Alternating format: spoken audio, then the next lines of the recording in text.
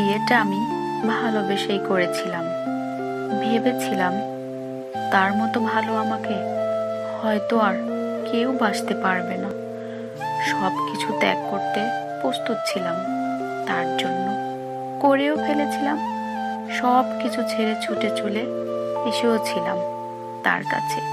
ভেবেছিলাম তার ভালোবাসা আমাকে সব কিছু ভুলিয়ে দিবে, কিন্তু হয়েছে তার উল্টোটা। তাকে বিশ্বাস করে ভালোবেসে নিজের সব দুর্বল কথাগুলো বলে দিয়েছিলাম। কোন কারণে কষ্ট পাই আর কোন কথায় কষ্ট পাই সেটা সে ভালো করেই জানতো। ভেবেছিলাম ভালোবাসার মানুষ কখনো দুর্বলতার সুযোগ নেবে না, কিন্তু এখন দেখছি সেগুলো তার হাতিয়ার হয়ে উঠেছে। একাকিত্ব আমাকে গ্রাস করেছে প্রতিনিয়ত, কিন্তু সে কখনো এদিকে একবার ফিরেও তাকে দেখেনি। সারাদিন পর রাতে যখন ভালোবাসার মানুষকে জড়িয়ে ধরে দুটো ভালোবাসার কথা বলতে চাইতাম, তখন এসব তার কাছে ন্যাকামি মনে হতো। অথচ বিয়ের আগে সেই মানুষটাই বলতো আমাদের নাকি দুটো বালিশের কোনো প্রয়োজন নেই। রাতের পর রাত বাসায় না এসে বন্ধুদের সাথে আড্ডা দিত। একটা বার জানানোর প্রয়োজনও মনে করতো না, বরং আমি ফোন দিলে বিরক্ত হতো।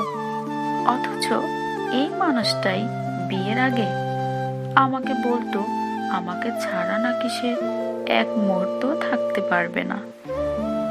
আগে যে মানুষটার দোষ না করেও আমার রাগ ভাঙাতো, বারবার সরি বলতো, সব সময় কথা বলার জন্য, সেই মানুষটাই এখন হাজারটা ভুল করেও একবারও সরি বলে না, উল্টো আমাকেই রাগ দেখায়। তার সাথে একটু কথা বলতে চাইলে বলে আমি নাকি একটু বেশি কথা বলি। এখন একা একা বসে ভাবি সেই আগের কথা। যখন ভাবি তখন যতটা না বেশি কষ্ট পাই, তার থেকেও বেশি অবাক হই। একটা মানুষ কি করে এতটা পরিবর্তন হতে পারে? সে মানুষটার এই মানুষটার মধ্যে কোনো মিল নেই। সব কিছু এভাবে পরিবর্তন হয়ে যাবে ভাবতে পারিনি। তারপর হঠাৎ বাস্তবতার দমকা হাওয়া আমার ঘোর কাটে আর আমাকে বলে দেয় এটাই বাস্তব আর এটাই হয়েছে। আসলে প্রেম আর সংসার এক জিনিস না।